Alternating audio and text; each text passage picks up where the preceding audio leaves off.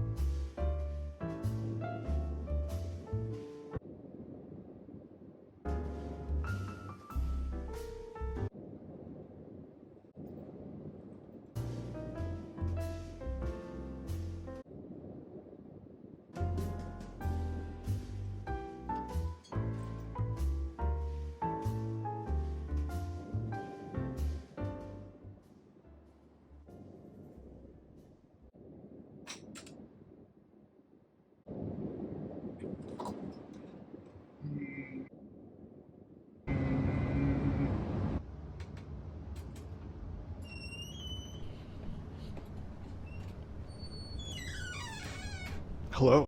So I'm not really sure any introduction is necessary for Hollow Knight or the upcoming Hollow Knight Silksong. I mean, it's probably one of the most famous indie series ever at this point, which is saying something considering that there's only one game in it. But it definitely has earned that reputation because it's Hollow Knight. If you've played it, you understand what I'm talking about. It's kind of understandable that the people who are huge fans of the game have gone pretty much insane over the past 8 or so years, just given how Team Cherry, the developers of the game, have kind of held their cards close to their chest when it comes to Silksong. I can't necessarily blame them, but their insanity is, dare I say, anthropologically significant. Silk posting is an 8-year-old long tradition now of attempting to convince people that Team Cherry had dropped news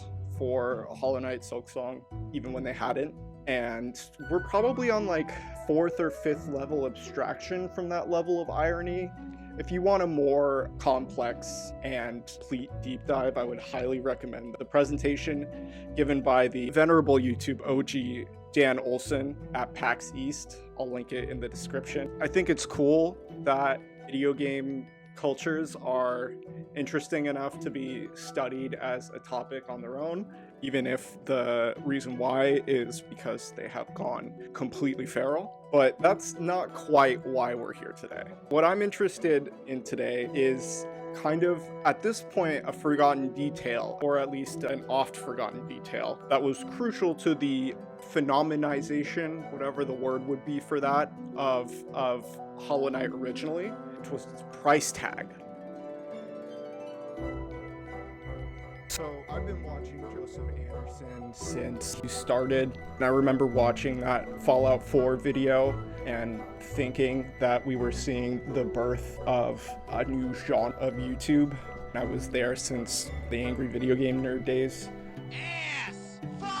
Given where YouTube has gone in the past couple of years, we definitely were seeing a birth of a new type of analytical content with Joseph Anderson. That being said, he has had takes over the years that I have agreed with more and agreed with less, but one of the times he got closest to being objective was in the first couple minutes of his Hollow Knight critique. in which he says, for Hollow Knight. This game is exceptional in many ways. The biggest one, however, is its ratio of price to quality content. What I mean by that is Hollow Knight is such an outrageous bargain at its $15 launch price that it's pretty much flawless. It's immune to criticism. I can't explain this more clearly than saying I would have happily paid $60 for the amount of enjoyment I got out of this game. At $45, I would have still thought it had great value. Hollow Knight launched permanently on sale, and maybe this is irrelevant to a lot of you watching, but that's a big part of what a product review is. I wholeheartedly agree with his sentiment. And he said this years before the slew of updates and free DLC that Team Cherry added to the game, particularly the point that he makes that he argues that Hollow Knight is permanently on sale. According to howlongtobeat.com, at minimum, Hollow Knight takes 27 hours to complete. And that tracks with my experience. My first playthrough was like 25, 30 hours, somewhere around there. And it states that completing everything would take about 60 hours. Given how difficult the last parts of the 112 point whatever percent complete you have to do, like that whole boss gauntlet where you have to defeat them all in a row. I'm not an MLG gamer. I didn't do that. But at the same time, I felt that I got more than $15 worth of value from my playthrough. It's seriously some of the highest quality in terms of feel. Hollow Knight is almost unmatched still till this day after 8 years of its influence spreading and it inspiring its own follow-up projects. It's still one of the best. And if you don't own it, you're basically losing money. That's my point. And you probably smell bad, just saying. So as you saw in the stupid intro skit, we finally have a release date. No silk post, no song post. The actual real release date of Hollow Knight Silksong is September 4th, 2025. This is not a drill. I repeat, this is not a drill. I still don't actually believe it. I will believe it when I see it, when I've played it, and notably when I've paid for it. The issue is that we still don't know how much it costs. Isn't that curious? We're less than a week out from release, and yet we still don't know how much money we will be graciously allowed to give to our overlords at Team Cherry. Why is that?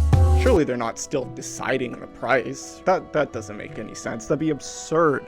This thing is releasing in a week. They do not decide prices a week before they release one of the most hyped games of all time. That does not happen. Now, if you've been living under a rock for the past couple months, please let me stay with you. It's scary outside. I'm tired. You might have missed a wave of controversy that went through the online gaming space. Nintendo has been up to some shosibaka lately. The discourse started sometime around March. Nintendo finally announces the long-awaited sequel to its smash hit system, the Switch U. Now, the reaction to the announcement was relatively positive. Fans were happy that the Switch U was getting a big upgrade in terms of specs and build quality, and seemingly promised to address some of the larger flaws apparent in the original Nintendo Switch. However, there was a noticeable detail missing from the Switch U announcement: its price. There's that again. Isn't that interesting? We'd have to wait until April 2nd to find out the price of the Switch U. Oh, sorry, what's that? Oh, I'm getting word that it's called the Switch 2. At least they didn't do that again.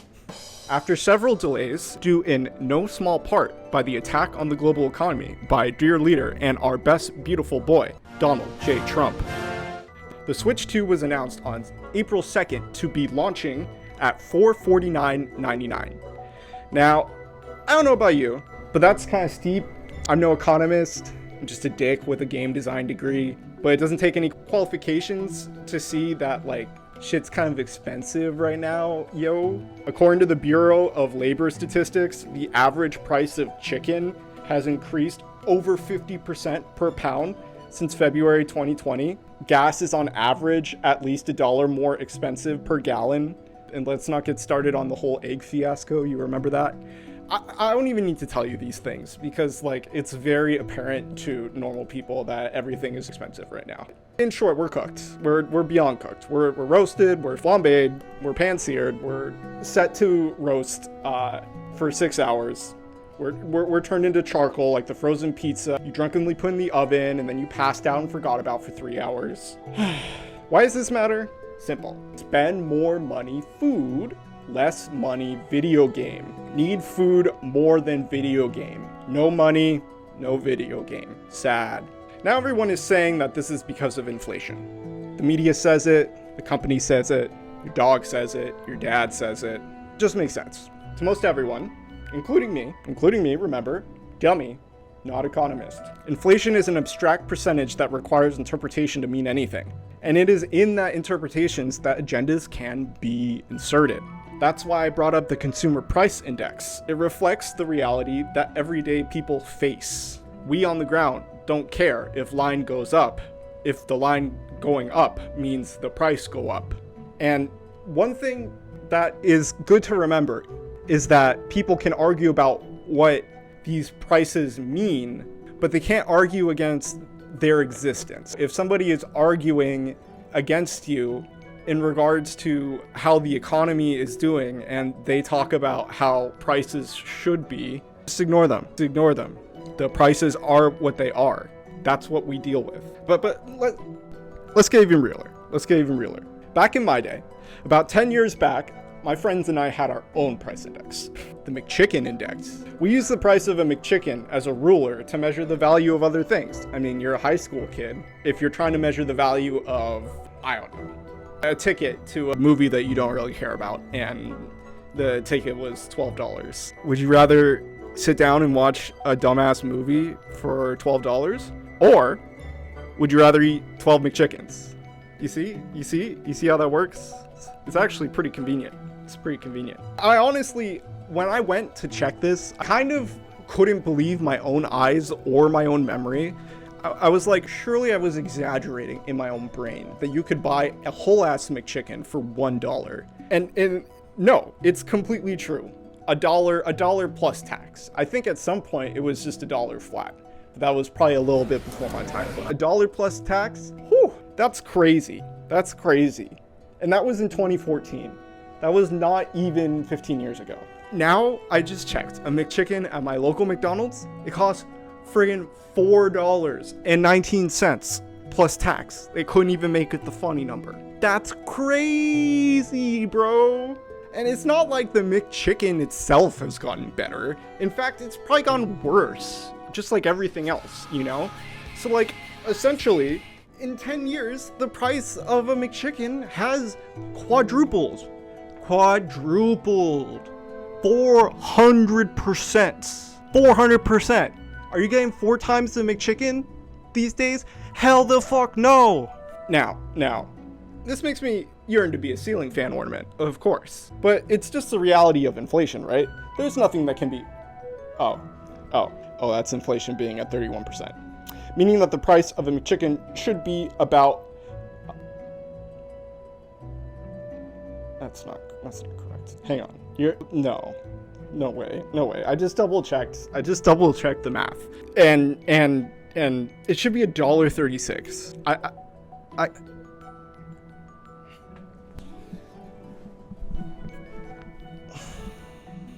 Okay, so we live in hell and everything sucks and I hate everything. But we're getting back to the topic of it, I promise. What does this have to do with Nintendo or Silksong? It's still gonna take a little while to get back to Silksong, but you freaks are used to that, aren't you? But Nintendo definitely needs to be talked about. Now, I'm Nintendo's worst nightmare because I have a good memory. I've been playing Nintendo games since literally the first memory I have of video games. You know, Yoshi DS or whatever. I know it kind of will hurt to admit, but we gotta be honest about something at this point, especially as it becomes more and more apparent that people are attempting to kind of defend the indefensible from Nintendo. What I'm trying to get at is Nintendo fans are the Disney adults of video games. They are. The parallels are just impossible to ignore. They're both gigantic companies with extremely dedicated fans that whom their identity is tied to this company, and therefore an attack on the company feels like an attack on their identity, to whom buying Nintendo games and consoles, no-brainer. Literally a no-brainer. Like, they don't think about it. You know, it's just the price of admission. Just like a theme park, right?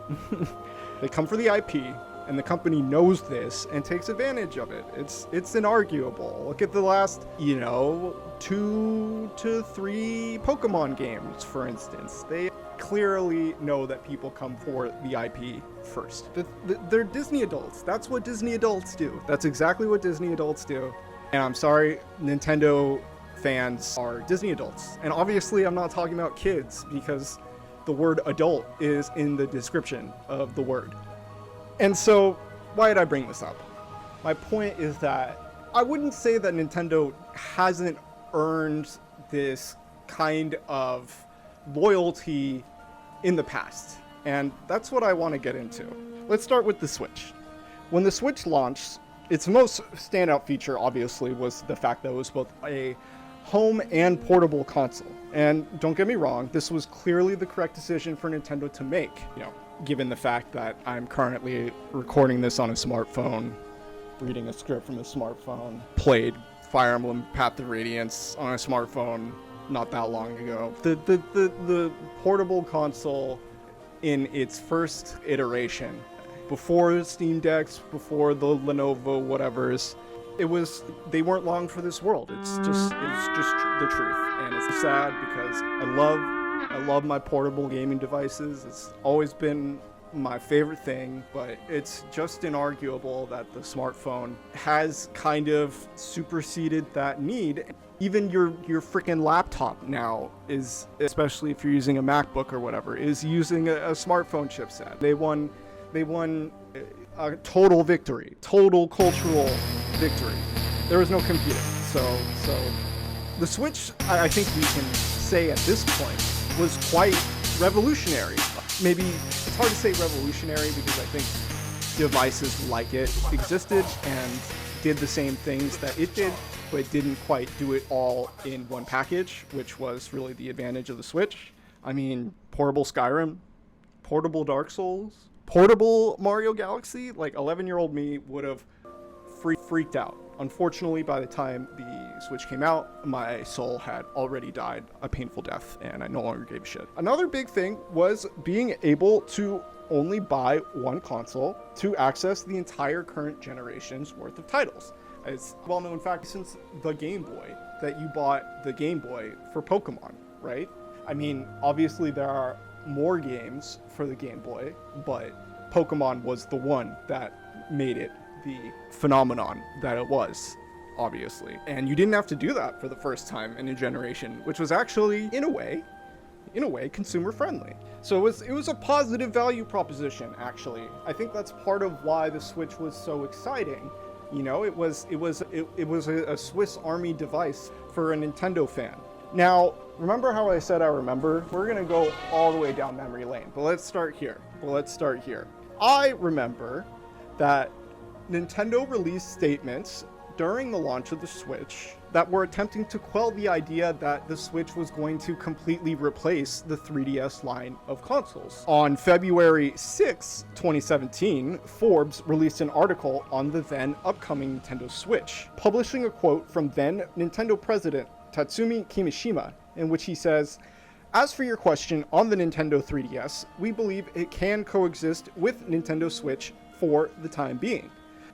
Nintendo 3DS is a different system from Nintendo Switch in terms of its shape, weight, price, and the types and number of currently available software titles. From this perspective, as their very first video game system, I believe parents will opt to choose the Nintendo 3DS for their children. So we recognize the Nintendo 3DS as a portable game device that meets different needs and fits different markets than the Nintendo Switch." And this is an interesting quote for several reasons. One, it mirrors a quote recently released by Nintendo regarding the Switch 1 upon the announcement of the price of the Switch 2, where the current Nintendo president, Shuntaro Furukawa, has officially confirmed that the company will continue supporting the original Switch even after the Switch 2 launches. And to be clear, Nintendo has a history of continuing to release significant games years into the end years of an older console's life cycle. For instance, they released Fire Emblem Echoes, Shadows of Valentia, excellent game, on May 19th, 2017, months after the Switch launched. And Nintendo is currently planning on releasing Pokemon Legends ZA for both the Nintendo Switch 1 and Switch 2. So they do have a record of this. They do have a record. However, the second interesting part of the quote is an important distinction between this statement and their last one. They focus on the fact that the 3DS was a different console compared to the Switch, right? Different. It had a different form factor, it had different kinds of games, and had different features compared to the Switch. I mean, it had glasses, no glasses required 3D. That's a pretty big feature. I know nobody cared about it. Nobody really cared about it then, to be honest. Definitely nobody cares about it now. But that is true. Like, literally just mechanically true, right? However, the Switch 2 is basically a carbon copy of the Switch 1 with just a couple upgrades. You know, it has better specs and better engineering, which is great. But what I'm saying is that the Switch 2 is just a better Switch 1. So like, what possible advantage would you have to release a game just for the Switch 1? That just for the Switch 1 sounds almost inconceivable right now.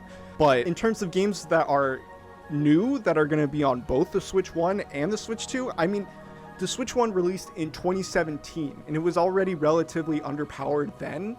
It's 2025, bro. It's 2025. That year didn't even seem real in 2017. We're so far in the future. Just look at the most recent releases, except for Tears of the Kingdom. I have no idea what magic they worked to get Tears of the Kingdom to look that good on the Switch, but clearly they did not have that same magic for the most recent Pokemon games, for instance. I just don't know how much more juice you're going to be able to get out of a 7-year-old dead horse, you know? It's been lying there for a while. But finally, let's get back to the quote. The most interesting part of this quote, and the idea that ties this entire long-winded tangent back to Silksong. Remember how this was a Hollow Knight Silksong video? But pay attention to this next part. Remember, Nintendo's last president said, from this perspective, he's talking about price. As their very first video game system, I believe parents will opt to choose the Nintendo 3DS for their children. Now, let's talk about children. All right. And let's accept a truth to start with, that video games, especially Nintendo games, are primarily for children. I know. Get your tomatoes ready. But it's true. You remember how I said that my first memory of playing video games was Yoshi DS? That was because the Nintendo DS and the games for it were cheap. At least comparatively cheap. The original Nintendo DS launched in 2004 for about $149.99. That's around $250 in today's money. 2 years later, Nintendo released the DS Lite, which was a sleeker and more portable and more durable iteration, which was $129.99, which is about $206 today. And for the youngsters who weren't conscious during this time, you gotta know that this was during the golden age of secondhand gaming. I mean, you could walk into any GameStop and it was a treasure trove of every single discounted device and game that you could be looking for. It was awesome. And take a look at this. According to the Wayback Machine, which is, 2010 GameStop homepage. Pretty sick. Making me overdose on nostalgia a little bit. Goddamn, man. But anyway, a used DS, as you can see, would run about $80 from GameStop. That's not expensive. That's not very expensive. That was part of the appeal, without a doubt. Of course, there were more premium DS models available by then, like the DSi and the DSi XL, but games really weren't exclusive to them. There were games that got enhanced features if you put them into a DSi. You know, they were made out of that like black plastic and it was cool. I think Pokemon Black or White 2 was DSi enhanced, but they still worked on older models. You stuck them in and they still worked. The main thing you were missing out on was like the DSiWare store, the camera, the web browser, kind of limited smart features that were becoming popular around the time. And I mean, a lot of these features were like kind of redundant if you had a smartphone, which were also getting pretty popular around this time. So I don't know. I don't think it was as necessary as jumping from the like original 3DS to the 3DS XL, which was built way better and was way more durable and solved a lot of hardware issues. But the DSiWare store has its kind of cult following, and there were definitely solid games in there, but it was less like the modern eShop and more like Nintendo's version of like the Xbox Live Arcade back in the day. You know, indie titles, smaller titles, kind of not necessarily the best quality control, things like that. You weren't really missing out on a huge amount by not having a DSi. And the idea of a DSi being an upgrade itself is arguable even, because you lost access to a GBA slot, which was awesome. With the DS Lite, you could play hundreds of probably some of the best handheld gaming, but some of the better 2D pixel arts games ever made are in those libraries. So the DS and the DSi were different consoles with different price points, different form factors, and hardware features, kind of embodying the ethos of that original quote about the 3DS versus the Switch. And I kind of think that's part of why these consoles are so beloved. It wasn't just the games, it was the variety of choices you had to choose the correct device for you. There was room for kids like me, whose parents had a financial crisis to deal with and didn't have a lot of spare money, to enthusiasts with bad eyesight who wanted to play DS games at 3 times scale. Ooh la la. Without the flexibility of Nintendo's pricing and frankly pro-consumer attitude, it would have been so much more difficult for kids like me to play video games at all. Nintendo affording less affluent people the chance to interact with the media they create is part of probably why I and a decent few other people hold them so dearly. I think it's understandable. Along with how much value their games represented in terms of quality and longevity. Think about games like Mario Kart DS, which had both local and online multiplayer included for free, and not even mentioning DS download play, which made it so that a myriad of games were able to be played multiplayer with only one copy of a game between 2 systems. I mean, imagine that these days. That's like fantasy land, man. I think this is part of what gave Nintendo kind of that Disney magic a little bit. And I mean that in a non-pejorative sense. They did do things to make their products feel like they were worth their investment, and that you could trust that name brand recognition of at least first party Nintendo titles. And I mean, that's if you go all the way back to the NES days and the Nintendo certified seal of quality, that's part of what made Nintendo stand out in the first place. You could rely on them for value.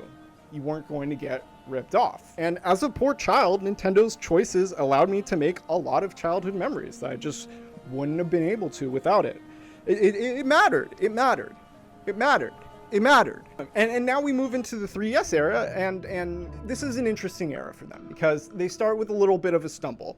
So the 3DS originally released for $300 in Japan and $250 in North America. This was quite a bit more expensive than any of their portable consoles before, even the luxury models. And in addition, the 3DS launch titles were not impressive. The only game I was halfway interested in was Rayman 3D. That was mostly out of desperation. I think Pilot Wings Resort was pretty good, if I remember correctly. I didn't play it. When the 3DS launched, it missed its opening sales target by almost 400,000 units. And this was blamed mostly on its high original price. In August of 2011, the 3DS's price was cut down to $169.99. That's 2/3 of what it originally cost. That's insane. Given a fully completed, shipped, researched, and developed product, they had that $250 price tag marked. So I don't even, you can't even fathom of something like this happening these days, in my opinion, like seriously. Of course, now you had a lot of people who paid $250 for a console that was $170 2 months later. So that was a bit of an issue for them. As an apology to those who bought the console for the original price, Nintendo gave them access to the 3DS Ambassador program, which gave them access to 10 NES games and 10 exclusive GBA games to download for free. This is especially odd considering that despite a midlife cycle refresh in the new 3DS and new 3DS XL being released, with them receiving their own exclusive access to NES titles, and the 3DS eShop being quite expansive, going from the NES to the Sega Genesis to the Game Boy Color to your favorite indie games. The 3DS never got GBA games for its eShop. Very, very strange. Clearly, Nintendo was concerned with at least appearing like they were being customer forward, because why else would you give people something exclusive like that for the entirety of a console's life cycle and then just completely gate that money-making opportunity from themselves for the entire console generation? It's just very weird. It would only make sense if they were trying to communicate something with that, because as we established before, the GBA has lots and lots of games that they could have sold on the eShop for lots of money. So I think that was a deliberate move, in my opinion. And this all definitely screams of corporate PR is being a little bit harsh, but definitely crisis management, crisis response, because this is the same company that released the 3DS for the same price as the Wii when it launched. Remember, $250? It was the same price as their last home console. That's crazy. Now, let's take a little pit stop here, because this is a goofy moment in Nintendo's history, I think. Midway through the generation, rumors start coming out that Nintendo was releasing a 2D only 3DS that didn't fold, and that they were gonna call it the 2DS, the 2DS. I remember seeing this stuff, and come on. How does it literally writes itself? It sounds like the iPhone 23 memes or whatever that were like popular in 2013. It sounded like a joke. Renders came out eventually.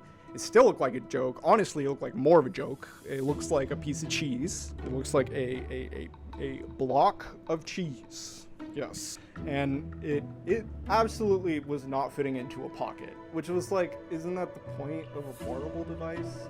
Like they sold it with like a little case thingy that kind of made it look like they were encouraging you to put in a bag, like it was a little tablet or something. But that was dumb. It was dumb. It was dumb. I like the fact that it was without a doubt super durable, because where most DSs failed obviously was at the hinges, which is the most common failure point. And I've tried to repair DSs and 3DSs, and that is difficult. That shit is difficult if you need to replace the top screen. So I get the move. Why they needed to go with cheese block, I don't know, but I get it. So all these rumors were floating about, and nobody really understood what's going on until Nintendo announced the price, which was $129.99.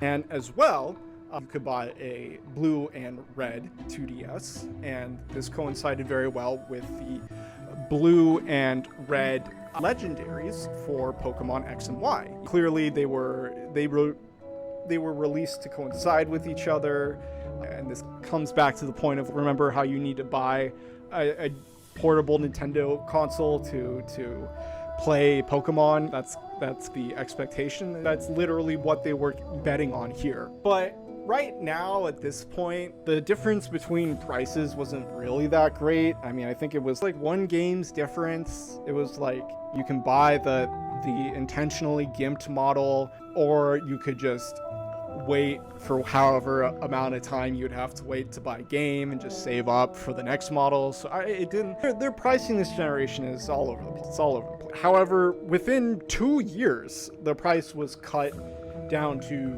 $99 and then down to $79.99, which is actually extremely crazy. Once again, when you think about it, I checked, and that represents an almost 40% drop in price. They literally almost put it on permanent half-off discount, which was crazy. It was crazy. I gotta stress again, that's a crazy thing to do. I really don't know how much it was driven by desperation versus customer forwardness, but it is what it is. For $79.99, you had access to both the entire 3DS and 2DS libraries. That included eventually every Pokemon game from Red and Blue to Sun and Moon, minus GBA games for no reason. The N64 Zelda remakes, the greatest hits from the retro portable line and regular line of Nintendo consoles, of course. You had smash hit indie games like Shovel Knight and Axiom Verge. You had Binding of Isaac somehow. There was a lot of stuff. There was a lot of stuff. The value proposition was, again, he will get on my show to make me money. All of that. And that's not even mentioning the bundle. Oh, you're gonna like the bundle. For $99.99, you could get a 2DS off the shelf with Mario Kart 7 pre-installed.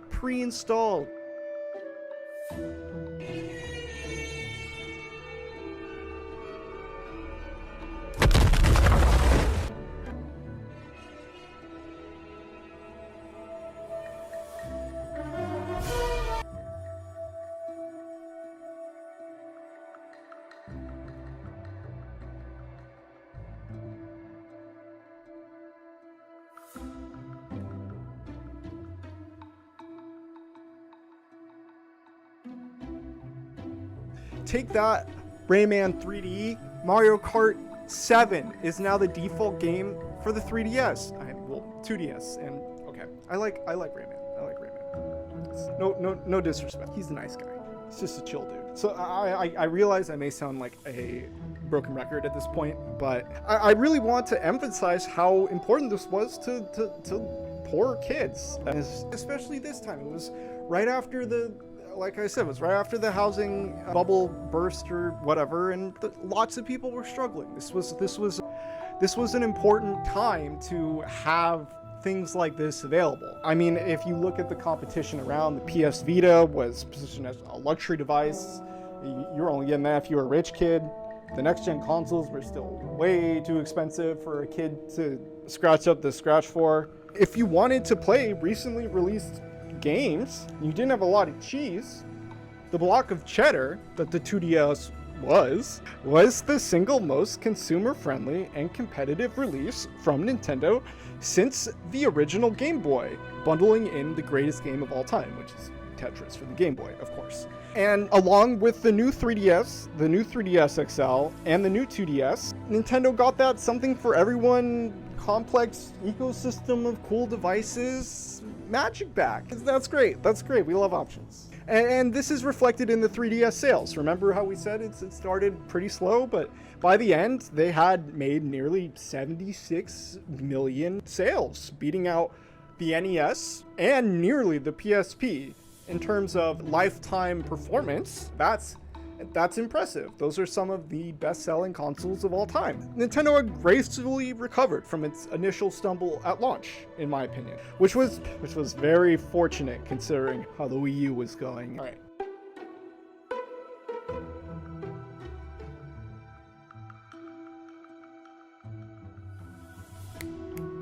Wake up. I know.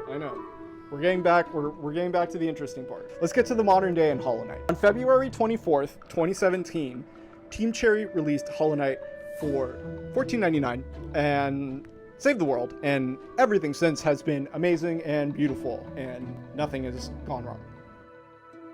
In 2018, Hollow Knight was ported to the Nintendo Switch, giving fans a way to play the game on the go. This was sick. As I said like 15,000 words ago, Hollow Knight is probably one of the best values for money ever in the history of the entire universe. As a reminder, $15 gives you anywhere from 27 to 60 hours depending on your particular neurodivergence. Even by the worst possible metric to measure entertainment, dollar per hour, Hollow Knight costs like 50 cents per hour you get. At minimum, for a non-infinite, non-roguelike, non-sandbox, non-putting the square block in the square hole game, it's a very hard value to beat. It's very hard. Even compared to movies, theme parks, cruises, cherished memories with your loved ones, none of it comes close to the value you get from playing Hollow Knight. It's a good deal. I think you get it. Now with Silksong around the corner, an interesting conundrum appears, and we return to the original mystery of the video. Why is there no price for Silksong yet? And why does Nintendo matter? If you're however long into this video and you're somehow not a terminally online Nintendo fan, let me be the one to tell you that Nintendo has been getting some flack for some decisions they've made regarding the Nintendo Switch 2. The first big controversy was the price of the console. Keen-eyed viewers of the first reveal trailer, noticed that when they were done being distracted by the flashy lights, that they didn't announce the price. See a pattern here? People were at first curious, then worried. The global economy was, at this time, and still is, up in flames, no thanks to dear leader, Taco Trump. People were theorizing that the price was already going to be high, and that the tariffs recently announced were going to push the prices even higher. Then the second controversy hit the towers. The premier launch title, Mario Kart World, would retail at $79.99. And so let's give some context into this, right? For a long time now, gaming corporations have been pushing for games to be raised from $59.99 to $69.99, for AAA games. And gamers have been resistant to this. We, already pay a lot for games, and the secondhand market has been dying a slow death for a long time now, which was not helped, of course, by the proliferation of digital marketplaces. This topic is bigger than the scope of this already ballooned video.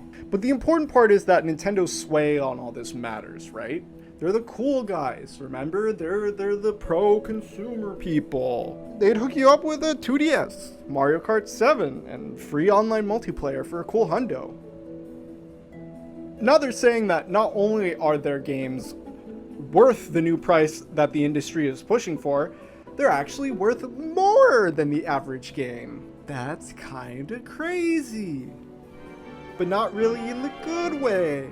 Not every game is going to be $79.99, but the AAAs and the first parties are for sure going to be at least $69.99 on the Switch 2, and everywhere else. Let's be honest, they've effectively locked in the price debate, in my opinion. If Nintendo can get away with it, they deign that their games are worth $79.99, then honestly, it's a steal to get a game for $69.99, right? That's being reasonable. That's being reasonable. And on top of that, to play online multiplayer now, you need a Nintendo Switch online subscription, just like every other gaming platform.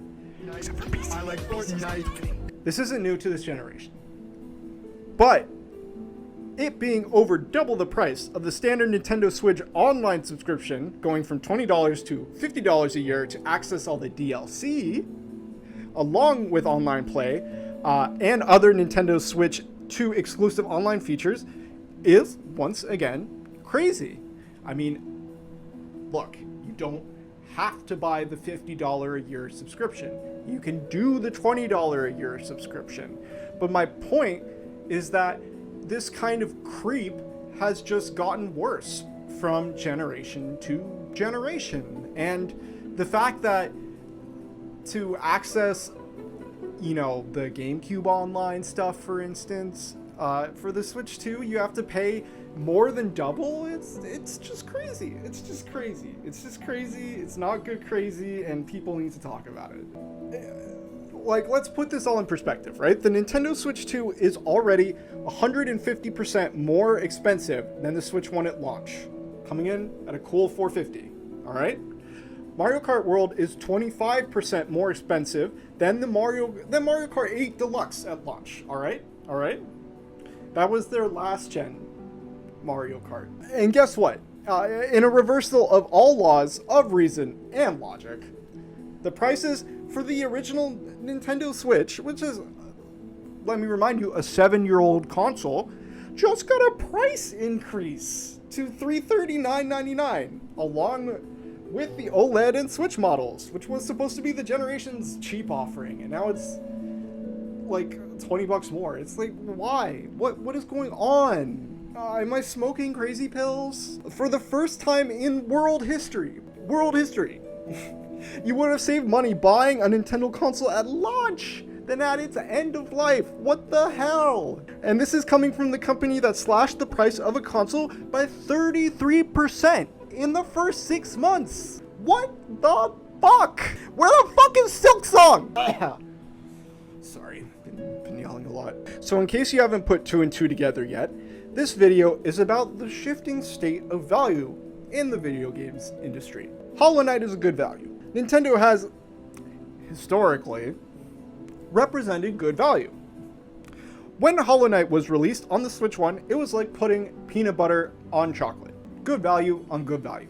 Just made sense. Many of my friends got into Hollow Knight only because it was on the Switch and you could play it on the go. It was perfect for it, you know, a 2D Metroidvania platformer. It was probably easier on the battery than your average game, and it was just as fun and deep as anything you could buy on the system. It made perfect sense. In my opinion, it could be argued that this killer combo helped both of them propel each other forward to the, you know, iconic statuses that they hold today. I think you could very easily argue that. I mean, obviously, it wasn't just Hollow Knight, but Hollow Knight was big. I mean, the other joke is like Celeste. You know, you gotta buy Celeste. The Switch is Celeste, whatever.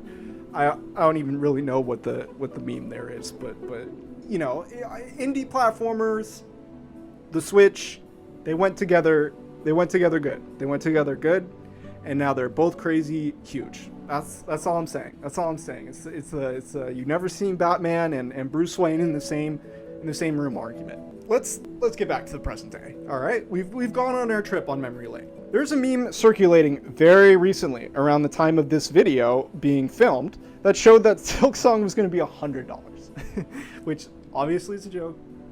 I laughed. I moved on. But then I thought about it. I thought about what I have done before, you know? I worked for years to trade up and scrape for a PS4. 5 years after Bloodborne came out, just to play it. Because, one, I'm a degenerate, and two, Bloodborne is worth it. Bloodborne is worth being a degenerate for, so I'm okay with that. And I've kept up to date on all the Nintendo consoles till now for Pokemon and Zelda, because I told you, I'm a friggin' Nintendo adult. I'm a consumer. But I mean, I worked for it, you know. That's why I know all this stuff about the prices of everything, because I had to scrape and scramble to get these things together, but they were worth it to me, you know. I realized that I have paid more than $100 to play a single game, and I bet you have too. And honestly, for Silksong, I would pay $100 for it. And I would pre-order it too. And that's just me being honest with myself. That's just me being honest with how certain I feel in the value of Silksong. There's a reason that the community around the game has endured nearly a decade of self-inflicted insanity. Hollow Knight is that good. Ask any fan, and they'll talk your ear off about why it's so great. And it was all possible, in part, by its consumer-friendly price tag, and the ability for so many people to form community around it, and take a chance on it. I mean, Hollow Knight was unknown. It was an unknown quantity at some point, and that friendly price tag just makes it easy for people to give it a shot. And guess what? I bet Team Cherry is rolling in money. Now humor me for a moment longer, all right? And think about this. Does Mario Kart World really represent 4 times the value of Hollow Knight? Because it's 4 times the price. The whispers in the machine, they're saying that Silksong is going to be about $25. And that sounds realistic to me. Breaking.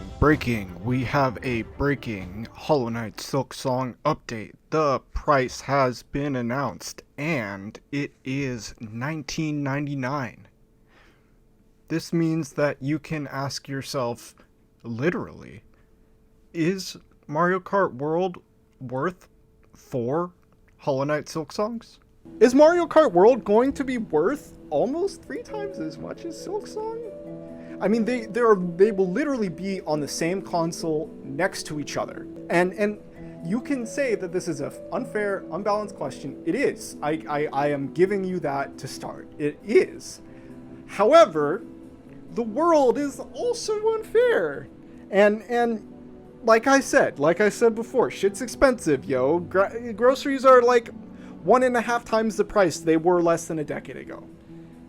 Inflation is raging. It's not going to slow down. If anything, everything's going to get worse. Everything's going to get worse. The difference between $25 and $80 is going to matter more and more to more and more people if it doesn't already matter to you. Releasing Silksong on the same console as Mario Kart World is only going to increase the heat on Nintendo, and it should. How do you have such arrogance to believe that not only is your game better than the average game, better than the average AAA game, it's better than it's almost 3 times as good as one of the most hotly anticipated games of all time. I mean, again, the basis of the question is already unfair. I mean, like, they're so completely incomparable. There's the Mario Kart World's a multiplayer game. It's a kart racing game. There's no story mode. It's not, they're incomparable. But in one aspect, they are comparable. And that's how much they cost. Your wallet doesn't care about dialectics. It cares about how much you have in it. So, I'm sorry, but the comparison between the $80 of Mario Kart World that you get and the $25 or $15 of Hollow Knight or Hollow Knight Silksong that you get, that is a question that is fair to ask. Not because it is fair, but because it reflects the reality of life. And it's my opinion that Nintendo should be made to feel the burn, like I said. Remember the Disney adult comparison I made? Now, I get that there's a lot of people that won't like it when I say that, and let's be fair to them, right? Nintendo has done a lot for them and for me in the past. Tons of solids, we went over plenty in this video, right? But past actions do not necessarily indicate future action, right? There have been a lot of structural changes in Nintendo since the days of $100 flat to get a DS in Mario Kart. Our beautiful Iwata has passed on, Reggie got the boot, and Miyazaki needs $10 billion at least to pay off the Yakuza. Corporations aren't things.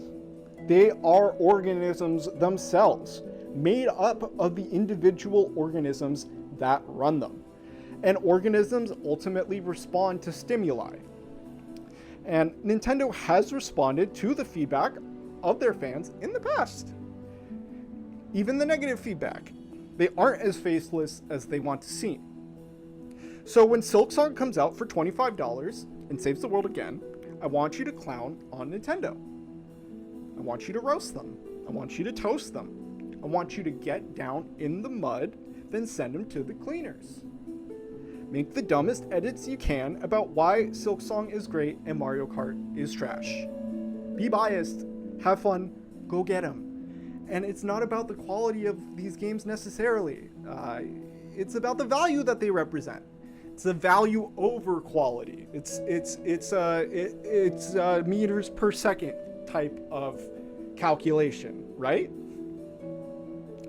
And ultimately, I want you to understand that Nintendo adults and us, we are on the same side. We want Nintendo to produce valuable and competitive projects. We want them to stretch to creative heights instead of how the past few years have gone. Man, I didn't even have time to get into the mitification of the first-party Switch titles of the past 7 years. That's a whole another video. Kind of helps to illustrate my point, but anyway, that's when Nintendo shines. When they're needing to rely on the innovation that made them a household name to begin with. It's that simple. It's that simple. There's a reason why Nintendo is in the place that it is in terms of consumer sentiment, and those reasons if they want to keep that sentiment, need to be reinforced. It's just how it is. It's simple A, B, in, out, whatever. You must ask if you wish to receive. And let's get real for a second. I want the kids that were like me to not be priced out of joy.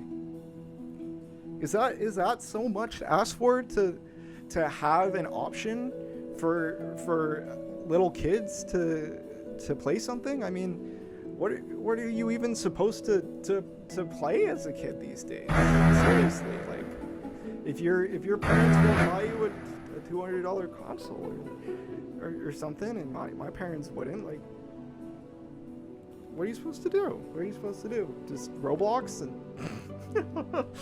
oh, that was a bad reference. So buy your consoles and play your games Just remember to consider whether you want to support the decisions of the company that you play it on.